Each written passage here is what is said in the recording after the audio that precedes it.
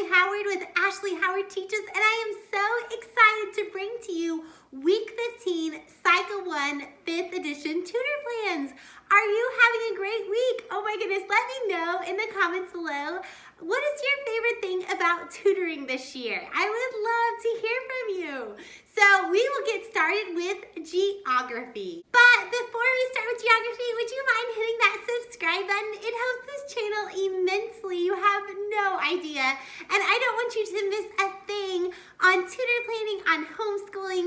So go ahead and hit that subscribe. And if you have anything that you like about this video, hit that like button. Thank you. Let's get started. So for geography, we will sing our locations to the tune of "O Come All Ye Faithful." So it'll start like this.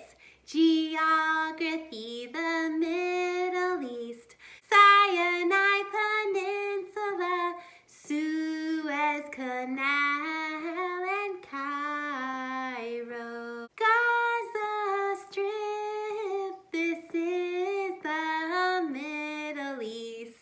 So you can kind of get how that goes. Not the perfect sound, but that's okay. So that's a fun one to sing with your class to kind of get you started. Also, this is the week, I don't know which week you are on, but we're getting closer and closer to Valentine's Day. So if you want to bring those little hearts out, that is fun. Like the candy hearts, the sticker hearts. There's so many different things that you can put on these geographic locations. And here's a quick tip to make things easier for you. If you go to Target or Walmart, there's different places, but for Valentine's Day, they have Valentine's Bingo. And so what you do is you have these cards and you can use them for review for the next 2 weeks as we get closer and closer to Valentine's Day. But you can also use their little markers to mark your places for geography. So that is really fun too.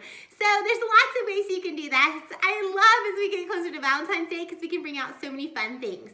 So let's get started with science. So for science this week, we are talking about continent's highest mountains. Now there's so many, so this really made me stop and think of ways to make this fun and help them to remember all of these words. Because I'm telling you, these kids can learn these, but wow, that's a lot of information. So what I like to do is I paired it with a song and hand motions. Hand motions that were easy for them to remember, so they weren't too hard for them to think about the hand motions and the song and the words, but something that they could truly hang on to.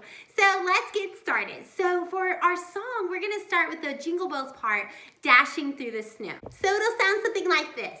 Everest in Asia, Aconcagua in South America, Denali in North America, Kilimanjaro in Africa, Elbrus in Europe, Kosciuszko in Australia, Vincent Massif in Antarctica. Oh, highest mountains of the continents. You see how that goes? That's a fun one to sing. So now let's talk about our hand motions. So we don't want these to be too complicated because there's so many words already. So we'll go out like this for Everest, like ever, forever. So we'll go Everest in Asia, like that. And then Aconcagua, it kind of sounds like an anaconda that you would find in South America. So we're gonna go like this for Aconcagua, like that. And then for Denali, we're gonna make a D with our hands, like this. We'll make a D. And then for Elbrus, we'll go like this. Elbrus, like Bruce sounds like a strong name. So we're gonna make our big muscles for Elbrus. And then for Kosciuszko, it sounds like cozy. So we're gonna go like this, Kosciuszko. And then for Vincent Massif, we're gonna make a big V with our arms and then an M up here. So for Vincent Massif. So I like to start with the hand motions because I feel like those hand motions are so good for getting that into their memory, all of those words. It helps them to remember, so we'll go through those 3 or 4 times and then I'll help them put the song to it. I think that just kind of all around helps their memory better as they have 2 different ways for those different learners to remember those words. So those are fun ones to do. I also love to bring pictures and put them all over my whiteboard of the different mountains because I think it's so good for them to see. So I'm sure, I haven't checked yet this week, but I'm sure you can find those on CC Connected or just bring a geography book and have it out. That is such a good way for them to learn what those mountains really are, what they look like. So that's a fun one for mountains. Now let's move on to English. So English this week, short. You will have no problem going through. There's only 3 words. We're doing helping verbs. So I like to make up hand motions to these and a song. So let me show you that. So these are super easy. So what I like to do is go like this, do, and then does, and then did. So we'll have a song that we'll complete throughout the week, and we'll make different hand motions to it. So this is kind of fun. So we'll go do, does, did. And then next week, I'll show you the next hand motions that will go with our song and go with our fun hand motions for English. But for right now, that's all we have to do. So how do you get that done and do it 7 times and make it fun? This is a great one to pull out cards for your class. And it's a great time for each kid to go around and show how they can do it.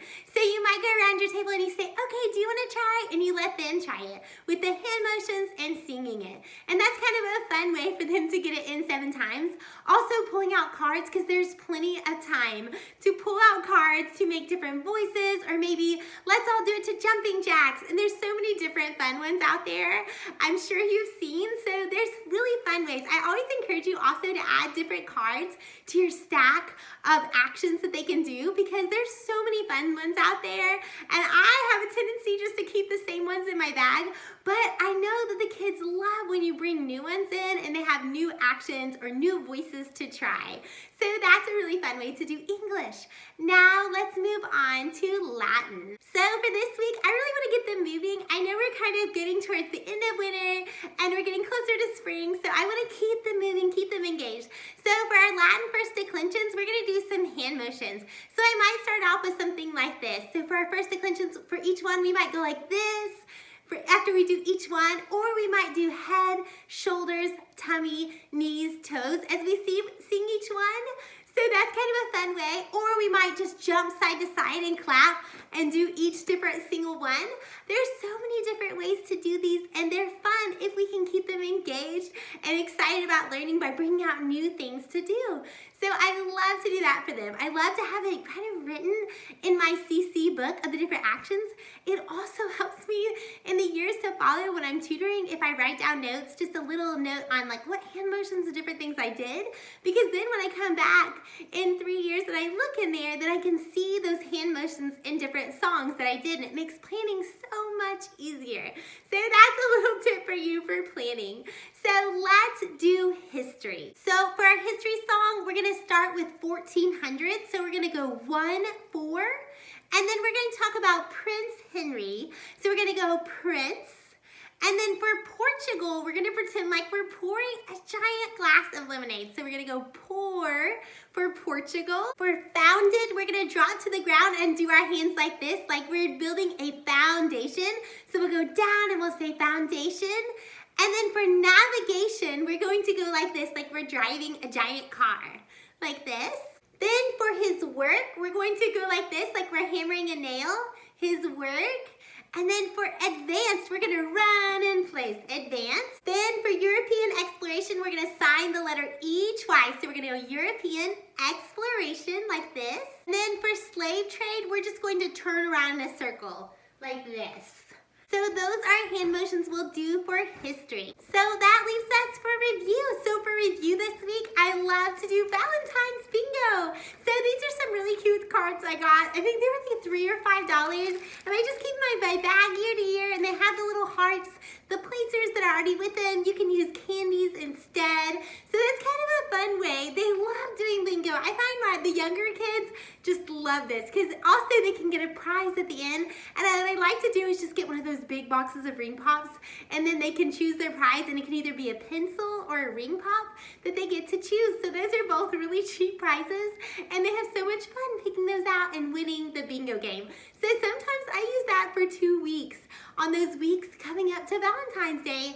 So then I already have review ready. I know they're gonna have fun. I know they're gonna enjoy it, and it's a win-win for everybody. Well, thank you so much for visiting for week 15. So if you haven't already, don't forget to hit that subscribe button. I don't want you to miss a thing or a week of CC planning of homeschooling tips. I so hope you enjoy this. Hit that like button if you got value out of this video. And be sure to check out Ashley Howard Teaches. There is a link there for you to sign up for one-on-one Homeschool Consultation, where we can talk one-on-one about your homeschooling needs. So don't forget to check that out on my website. And I can't wait to see you for week 6